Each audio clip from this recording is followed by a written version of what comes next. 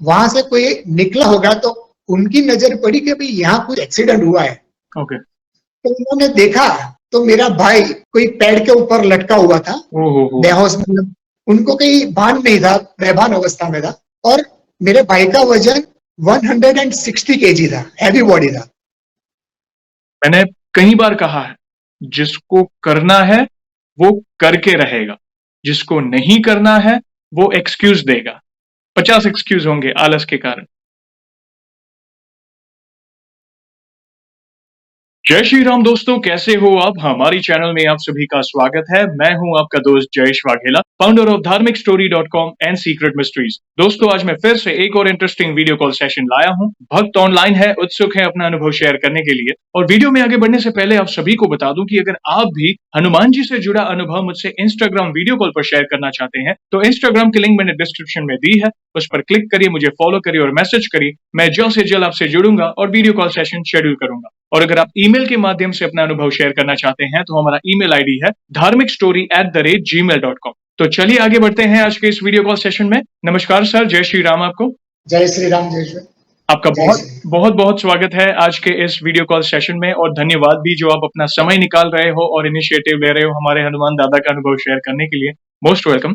पहला सवाल ये बताइए सर कि आपका पूरा नाम क्या है, आप कहाँ से बिलोंग करते हैं और आप क्या करते हैं? मेरा पूरा नाम रूपेश शाह है, मैं अहमदाबाद में रहता हूँ और मेरा कंस्ट्रक्शन लाइन का कामकाज है, मैं सेल्स करता हूँ कंस्ट्रक्शन में। बहुत अच्छा लगा जानकर। और जैसा आपको पता है कि ये हमारे बालाजी महाराज हनुमान दादा से जुड़ा ही सेशन है, तो दूसरा सवाल उन्हीं से जुड़ा है कि ये बताइए कि जीवन में सबसे पहले आप हनुमान जी की शरण में कब गए, ऐसे कौन से मूड पर उनकी पूजा पाठ सबसे पहले शुरू की और कौन से पाठ वगैरह करते थे जिससे आपकी प्रभु के प्रति भक्ति दृढ़ होती गई, वो आप डिटेल में सारे दर्शकों को बता सकते हैं।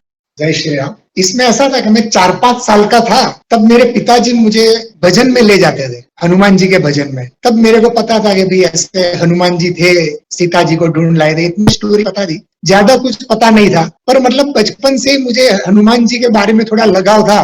फिर क्या था कि मेरी माता जी अपने गुजरात में जो एक संत श्री पूज्य मुरारी बापू करके है, राम कथा का, तो उनकी कथा में 1-2 बार मेरे को ले गई थी। तो एक बार मैंने सुना था मुरारी बापू की कथा में, उन्होंने बताया था कि जब भी आप रामायण करो तो हनुमान जी का आह्वान करना पड़ता है। तो उन्होंने जब किया था आह्वान के, आइए हनुमंत बिराजिए, कथा करूं मति अनुसार, प्रेम सहित गादी धरू, पधारिये पवन कुमार, सियावर रामचंद्र की। तो वो एक मेरे दिमाग में था। फिर क्या हुआ कि हमारे आसपास में जो हमारे नेबर्स थे वो लोग मतलब ओल्ड एज के थे, तो मेरी मम्मी फिर घर पे रामायण पढ़ती थी उनके लिए। तो ये तो मैंने मेरी आंखों से देखा हुआ है, जब मम्मी हनुमान जी का आह्वान करे और कथा चालू करने से पहले, तो जैसे कि आप नहीं मानोगे, इतना बड़ा मेढक मम्मी के पास में आके बैठ जाता। ओके। और आप कैसा भी करो वो वहां से नहीं जाता था। कथा पूरी हो जाए और फिर बोले कि सिया और रामचंद्र की जय करे, देखे तो मेढक गायब। ओके, मेंढक आता था जब कथा चलती थी। मेढक इतना बड़ा मेढक, इतना बड़ा? ओहो। इतना बड़ा। ओके। हाँ, वो लगातार 2-3 साल मैंने देखा हुआ है कि मेढक आके बैठ ही जाता था। और 83 में बापूनगर, अहमदाबाद में बापूनगर एरिया है, वहां स्टेडियम में भी बापू की कथा थी। तब बापू ने जब आह्वान किया था तो इतना पवन आया था कि लोग, पब्लिक घबरा गई थी कि ये क्या हो गया है। फिर बापू ने बोला कि आप शांत बैठिए, दादा आए हैं हमारी कथा सुनने, किसी को कुछ नहीं होगा। ये था। अद्भुत अद्भुत, प्रभु की लीला अपरंपार है। और सर, हम बहुत उत्सुक हैं, आपकी भक्ति भाव आपके फेस से झलक रहा है। आज एक अलग ही वाइब्स आ रही है, आप एक भक्त की तरफ से बहुत अलग महसूस हो रहा है। और आपने एक बहुत अच्छी सच्ची बात कही है कि जहां कहीं भी राम कथा होती है, राम नाम लिया जाता है, प्रभु की उपस्थिति होती ही है। तो आज आपके जीवन के अलग अलग अनुभवों को हम जानना चाहते हैं, जिसमें प्रभु ने आपका कोई असंभव कार्य संभव किया हो, या उनकी ऊर्जा को महसूस किया हो, या संकेत मिले हो। और मुझे पूरा विश्वास है आज आपके श्रीमुख से आपकी वाणी को प्रभु जरूर सुन रहे होंगे। तो प्लीज आप वन बाय वन अपने अनुभव को साझा करें ताकि सारे भक्तों को पता चले कि आपके क्या क्या अनुभव हैं। पहला अनुभव था वो मेरे ऊपर एक कोर्ट केस का था कि कोई एक मैटर था, उसमें किसी ने मेरे ऊपर इतने खराब एलिगेशन लगाए थे कि मतलब मैंने जो किया ही नहीं था वो सब मेरे ऊपर लगाया था। और मेरे ऊपर कोर्ट केस चला। उस टाइम पे मतलब मेरे को, आप नहीं मानोगे, रात को नींद नहीं आती थी और आप तो जानते हो कि कोर्ट में इतना मतलब पैसे खर्च होता है, वकील की फीस है, ये है वो है। तो मेरे को मतलब उस टाइम पे मेरा बीपी 200 के ऊपर रहता था। डॉक्टर भी मुझे बोलते थे कि यार तुम्हारी जगह कोई होता तो उसकी नस फट जाती, पर बोले तुम, मेरा 215 बीपी रहता था, बोले इतने बीपी में भी तुम रेगुलर जिंदगी जीते हो। मैंने बोला रेगुलर जीता हूं, पर रात को नींद नहीं आती है, मतलब विचार ही आता है कि क्या होगा, अब मेरा क्या होगा, क्योंकि उसके थोड़े टाइम पहले फादर की डेथ हो गई थी। और मेरे भाई था वो अफ्रीका सेटल, मतलब वो भी वहां पे संघर्ष कर रहा था अफ्रीका में, और जो था वो मेरे ऊपर था जी। और मेरी भी उस टाइम पे नई नई जॉब थी, तो उतना सैलरी भी नहीं था वहां पे। तो मतलब उस टाइम पे अब बहुत तकलीफ हुई हमारे ऊपर। और उस टाइम पे एक मेरी कजिन सिस्टर है जो मुंबई में रहती है, ओके। तो उनको भी पता चला, तो मेरे को बोला कि तू 21 मंगलवार कर। बोले वो मंगलवार में कुछ खाने का नहीं, दोपहर 12 बजे एक चावल का दाना खा लेने का और 6 बजे के बाद पानी भी नहीं पीने का। बोले तू कर पाएगा? मैंने बोला हाँ मंगलवार है तो मैं कर पाऊंगा, क्योंकि जैसे भाई मेरे जीवन में जो भी अच्छी चीज हुई है सब मंगलवार को ही है, क्या बात। सब मंगलवार को ही है। तो फिर मैंने मंगलवार स्टार्ट किया, एक मंगलवार किया। हाँ थोड़ी तकलीफ हुई, पर दादा में श्रद्धा थी मेरी, अभी भी है और रहेगी पूरे दिन। तो एक मंगलवार हुआ, मतलब ऐसे 17 मंगलवार हुए, वहां तक कुछ नहीं हुआ, जैसे था वैसा।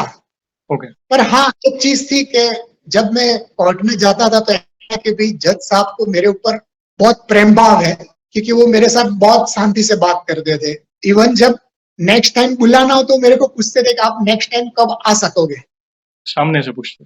ओके। सामने से पूछते थे कि आप 2 दिन के बाद आ सकोगे। जनरली क्या है कि 45 डेज के बाद डेट मिलती है कोर्ट में।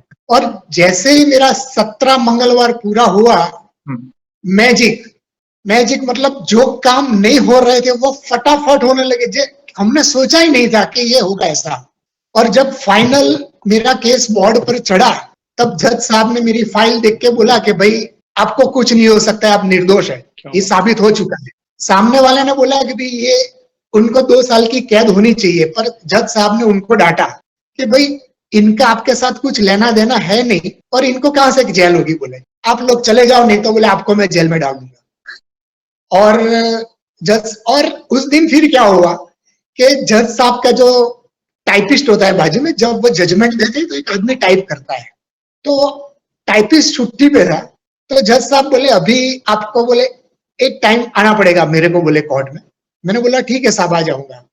तब एक अंदर जज साहब की कैबिन में एक आदमी था जो हमारा पुराना नेबर था, वो बाहर आया, जज साहब को बोले साहब आप जजमेंट दो, मैं टाइप करता हूँ। बोले आप इनको जानते हो?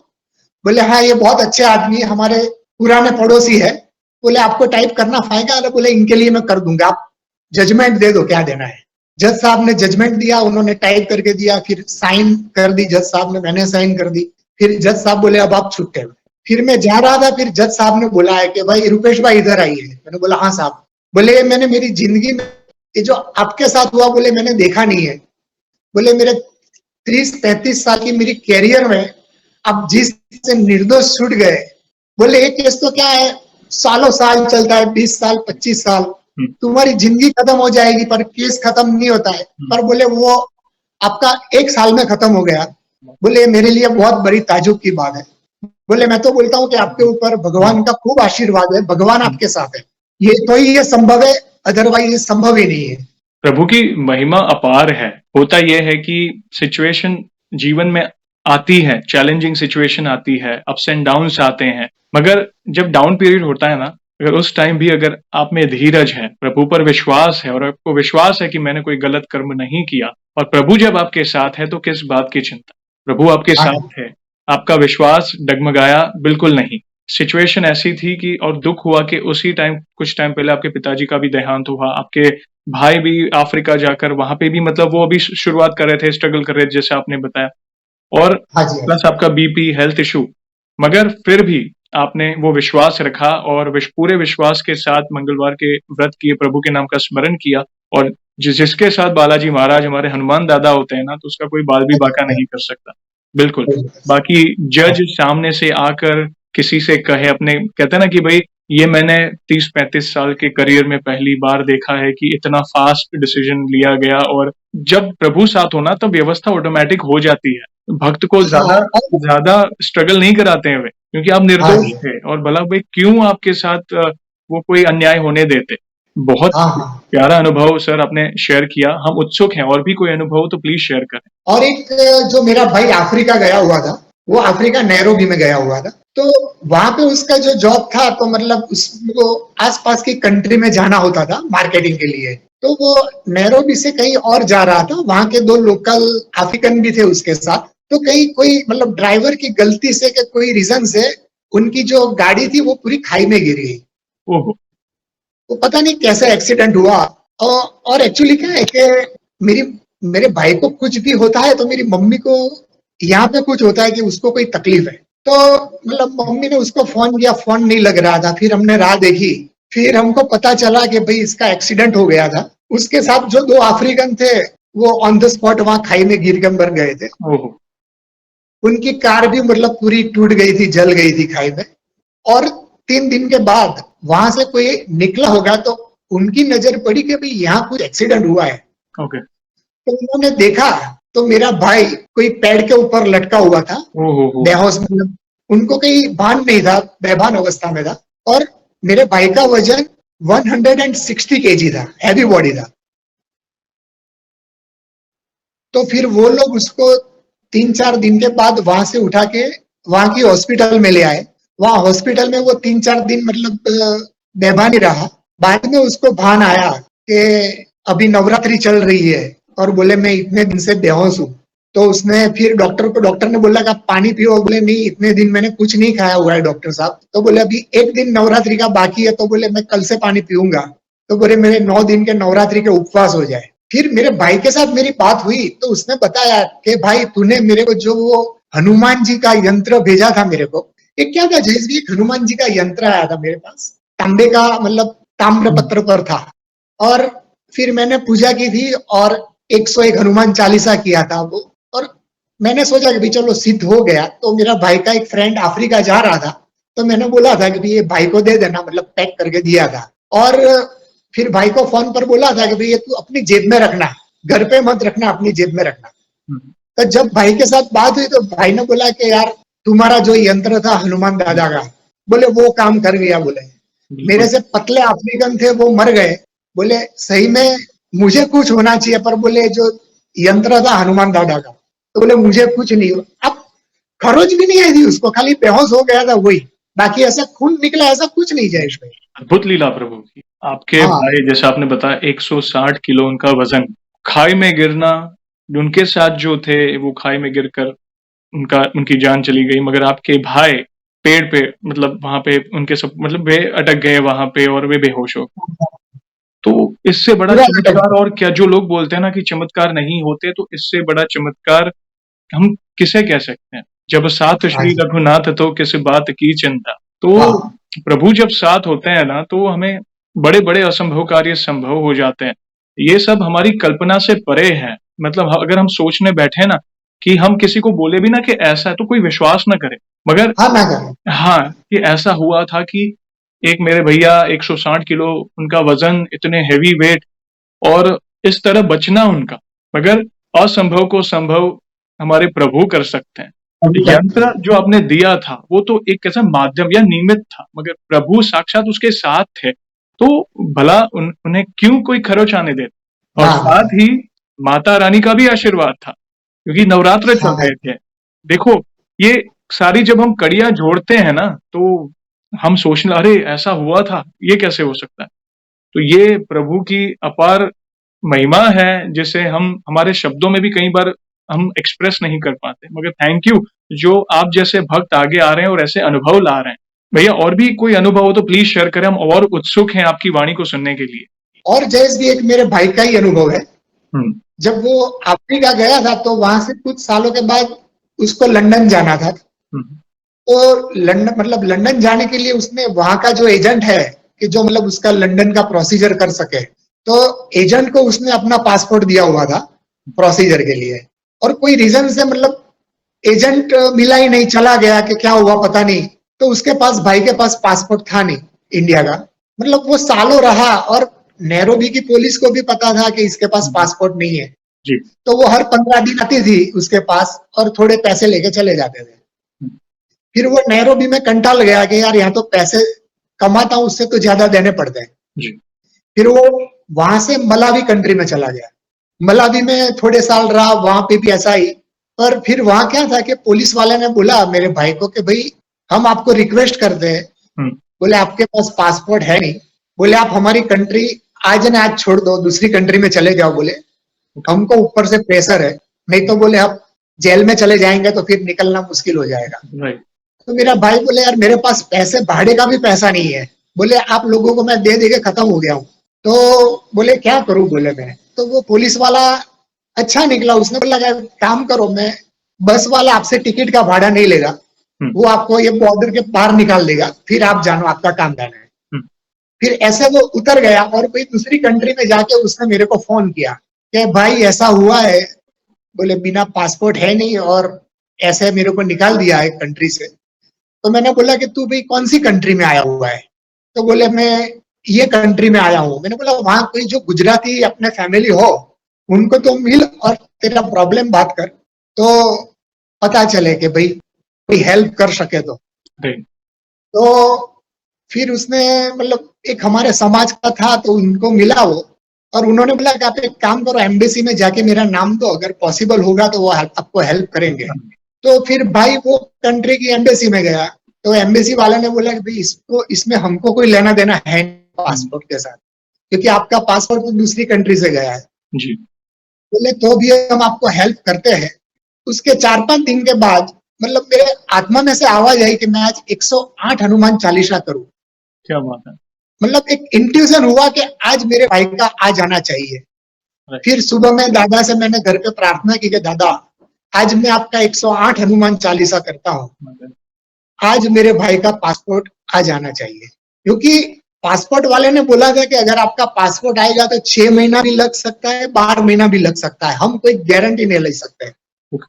फिर मैं दादा के शरणों में गया और उस दिन जयेश भाई मैंने सुबह 9 बजे से हनुमान चालीसा चालू किया। और मैं जहाँ जॉब करता था वहां रोज का मतलब 1,000 कस्टमर की एंट्री होती है, रिटेल स्टोर था और इतनी फोन की इंक्वायरी आती रहती है। तो हनुमान चालीसा बैठ के गिनता हूँ और फोन आए तो वो छोड़ना पड़े हनुमान चालीसा, फिर वो मैं नहीं गिनता था, फिर से हनुमान चालीसा।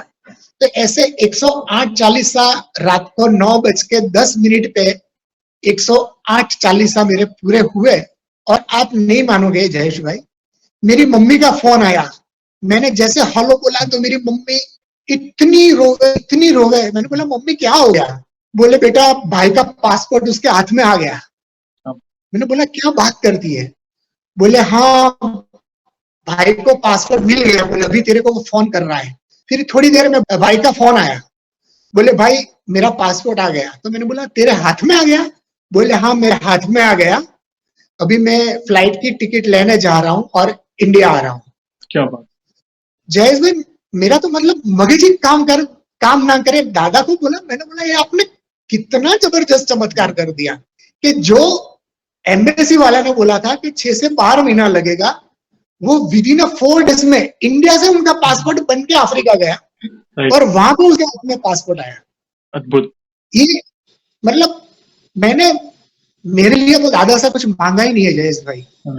मैं, मेरा भाई है, फिर जो मेरे को लगे कि ये तकलीफ वाला है, मेरे पहचान वाला है, मैं दादा को बोलूं कि दादा तुम उसकी इतनी हेल्प कर दो, मेरा तो जो कुछ कर्म होगा, मेरे को जो सजा मिलनी होगी मैं भुगतूंगा, पर इतना कुछ कर दो मेरे लिए। ये भी अद्भुत महिमा है दादा की। जो लोग कहते हैं ना कि हमारे पास समय नहीं है, हम बिजी है, हम चालीसा का पाठ नहीं कर सकते हैं। आज कई लोग हैं जो एक्सक्यूज देते हैं कि हमारे पास अभी एक हनुमान चालीसा का पाठ करने के लिए कितना समय जाता है? 5 मिनट, 60 मिनट आराम से पढ़ो तो भी 10 मिनट के अंदर एक पाठ आप आराम से कर सकते हो। और मेरे को टाइम लगता है। यस, और आपने एक ऐसा एग्जाम्पल सेट किया है कि अपने भाई के लिए, ना कि अपने लिए कुछ मांगा, आपने अपने भाई के लिए, आप अपने काम पर थे, अपने जॉब पर थे, अपनी ड्यूटी निभाते हुए आपने 108 बार हनुमान चालीसा का पाठ पूरा। और कितने घंटे लगे थे सर? समझो ना, मतलब 12 घंटे जितना टाइम। 12 घंटे। मैंने कई बार कहा है, जिसको करना है वो करके रहेगा। जिसको नहीं करना है वो एक्सक्यूज देगा, 50 एक्सक्यूज होंगे आलस के कारण।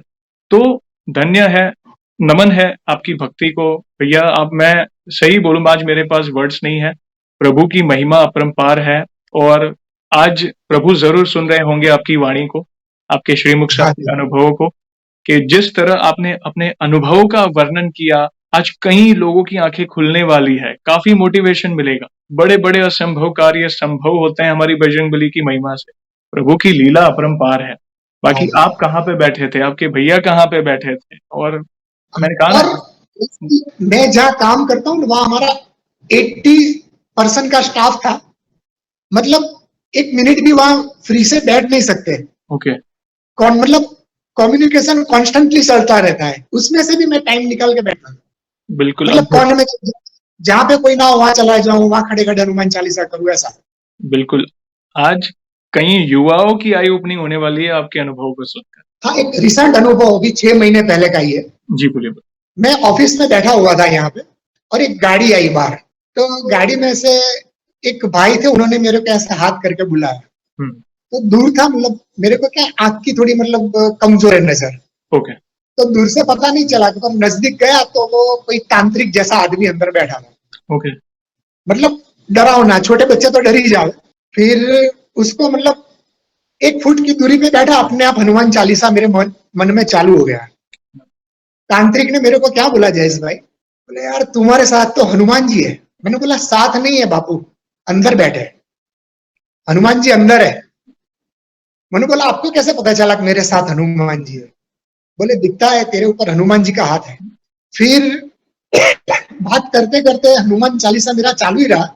मतलब वो पैसे मांग रहे थे, बोले पाकिट दो। पाकिट में मेरे 20,000 कैश थी ऑफिस की। ओहो।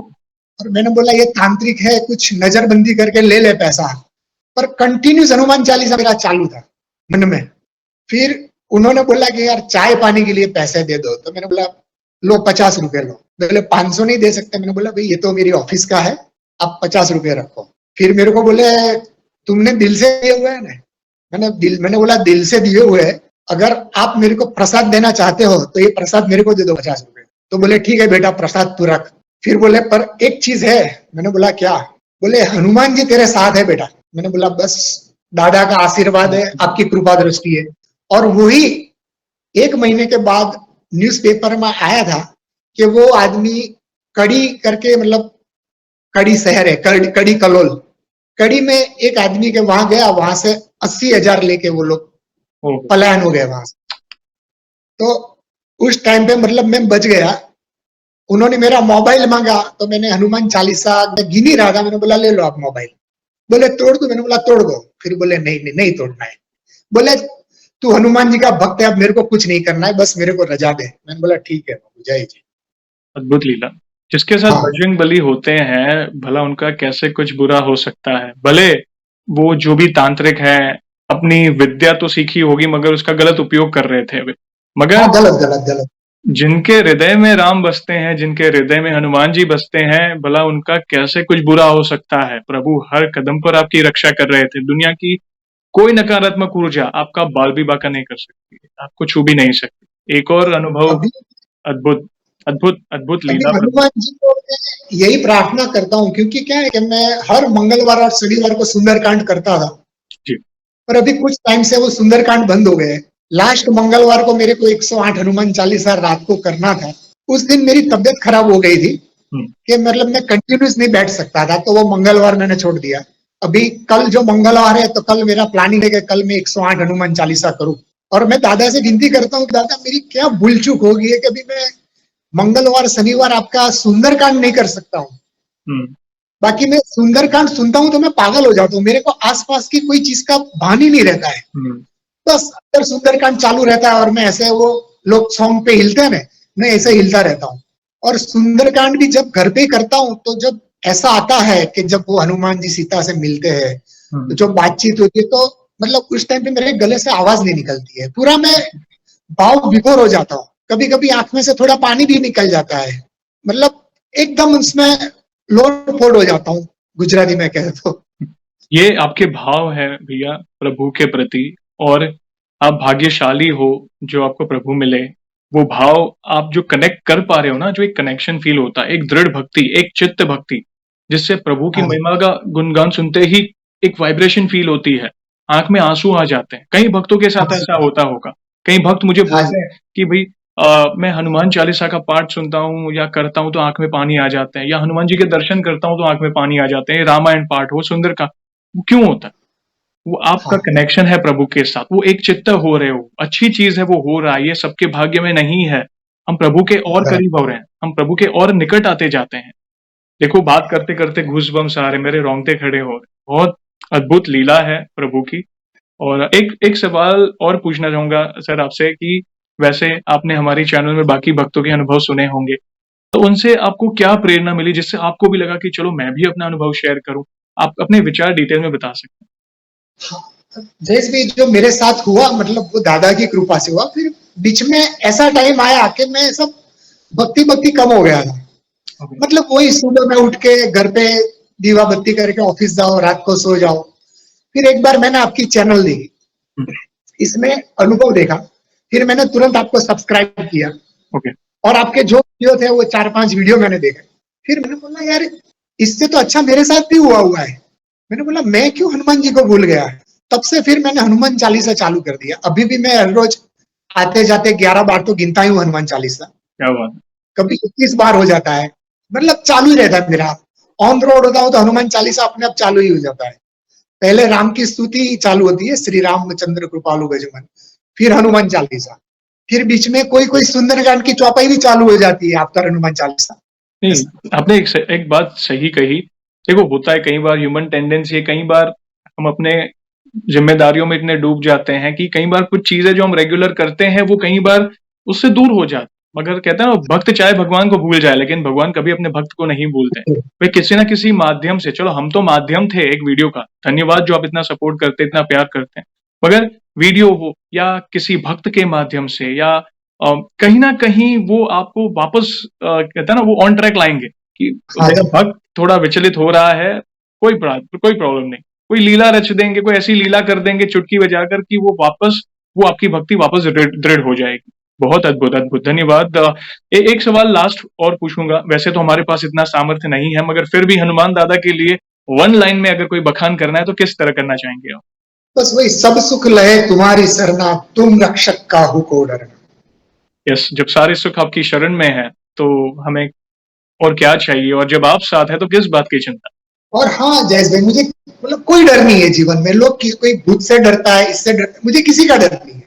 आपने एक लास्ट है अनुभव। जी, जी, बोलिए मैं तो वेट कर रहा हूँ, और भी होंगे तो बताइए प्लीज़। मेरे अंकल के वहां गया था तो उसकी कजिन लड़की थी। तो कजिन के शरीर में कोई आत्मा आ गई थी। ओके, मतलब वो छोटी थी, स्कूल में पढ़ रही थी और वो जहां बैठी थी ना वहां किसी को बैठने नहीं देती थी। ओके। कोई मतलब बड़ी उम्र का भी आया उसके साथ बैठे तो उसको बोले खड़े हो जा, तेरे बाप का घर है, चल ओहो! खड़े हो जा। और मतलब वो जो आत्मा थी ना उसके शरीर में से खून चूस रही थी पूरा। यस। तो मतलब उसकी तबीयत ठीक नहीं थी तो मैं उनकी खबर देखने गया था तो मैं उसके पास जाके बैठा और मैंने बोला बेटा क्या हुआ, कैसा है। बोले पता नहीं क्या हुआ। फिर मैं निकला तो उसकी मम्मी मेरे को नीचे रखने आई। बोले यार चमत्कार हो गया। मैंने बोला क्या हुआ। बोले किसी को उसके पास बैठने नहीं देती है वो, तुमको कैसे बैठने दिया। और बोले तुम्हारे साथ तो बहुत अच्छी अच्छी बात करती है। और बोले हमारे साथ तो हम कुछ बोले तो आंखें निकालती है, सब तोड़ फोड़ करती है, किसी को बैठने नहीं देती है, भाग जाती है घर में से। बोले तुम्हारे साथ तो अच्छी तरह बात की। फिर मैंने तो ज्यादा कुछ बोला नहीं। मैंने बोला मन में मैंने सोचा कि दादा का आशीर्वाद है यस। तो मतलब कोई मेरे साथ बुरा नहीं हो रहा है मेरे साथ। बिल्कुल, बिल्कुल। ये होता है ना कि जब एक भक्त प्रभु की, आप जिस भी देवी-देवता की भक्ति करो, आप चाहे श्री राम की करो, श्री कृष्ण की करो, देवी माँ की करो, महादेव की करो या हनुमान जी की करो। जब एक हाँ भक्त जी, प्रभु से कनेक्टेड रहता है, दृढ़ भक्ति करता है ना, तो एक अलग ही ऑरा आ जा में एक अलग ही वाइब्स होती है, एक अलग ही ऑरा होता है, हमारे हाँ जी, हाँ इर्द-गिर्द, जी, पॉजिटिव ऑरा। भगवान एक ऐसा रक्षा कवच क्रिएट कर देते हैं, बना देते हैं कि दुनिया की कोई भी नेगेटिविटी हमारा कुछ बिगाड़ नहीं सकती। आपने एक उदाहरण जैसे दिया कि एक जो भी हावी था उस छोटी लड़की पर, मतलब जो भी बुरी आत्मा थी, तो भूत पिशाच निकट नहीं आवे महाबीर जब नाम सुना। तो आपने तो सिर्फ उनके पास जाकर बैठे, आपने सिर्फ हालचाल पूछा और बैठे सिर्फ। अगर कृपा है प्रभु की आप पर, ये एक एग्जाम्पल है, कृपा है आप पर, इसलिए तब जाके कुछ आप पर हावी नहीं हुआ, वो आपको, उन्होंने आपको बैठने दिया वहां पे। तो हाँ ये हाँ प्रभु की लीला, प्रभु ही जाने हम क्या करें, हम, हमारे पास तो शब्द कम पड़ जाए, प्रभु की महिमा का बखान किस तरह करें, हमारे पास हाँ शब्द कम पड़ जी। जाए। नहीं, बहुत अच्छे अच्छे भैया आपने अनुभव शेयर किए। इन फ्यूचर भी कोई अनुभूति हो तो हमसे जुड़िएगा, हम वीडियो के माध्यम से आपके अनुभवों को भक्तों तक पहुंचाएंगे। बहुत कुछ अनुभव इमोशनल थे, कुछ गूज बम्स रोंगटे खड़े कर गए, और कुछ लाइफ जी हाँ लेसन दे के गए, जैसे 108 हनुमान चालीसा आपने अपने जॉब पर रह के भी की। तो बहुत हाँ जी हाँ सारे जी। अलग अलग वाइब्स आए, अलग अलग, कहते हैं ना कि एक एनर्जी फील हो रही थी मुझे। तो धन्यवाद अपने अनुभव को साझा करने के लिए। और वीडियो को एंड करने के पहले, आपको तो पता ही है कि हम प्रभु श्री राम के नाम का जयकारा और हनुमान जी के नाम का जयकारा कर कर ही वीडियो को एंड करते हैं। तो आप जुड़िए, जो भी भक्त जहां कहीं से इस सेशन को देख रहा है, चल फिर रहा है, ऑफिस में, किचन में, भारत के बाहर, प्लीज जयकारे में जुड़िए, और फिर हम इस सेशन को एंड करेंगे। तो बोलिए सियावर रामचंद्र की जय जय, पवन सुत हनुमान की जय। जय। आपका बहुत बहुत धन्यवाद सर, अपने प्यारे प्यारे अनुभव शेयर करने के लिए। जय श्री राम, जय हनुमान। जय श्री राम, जय श्री राम।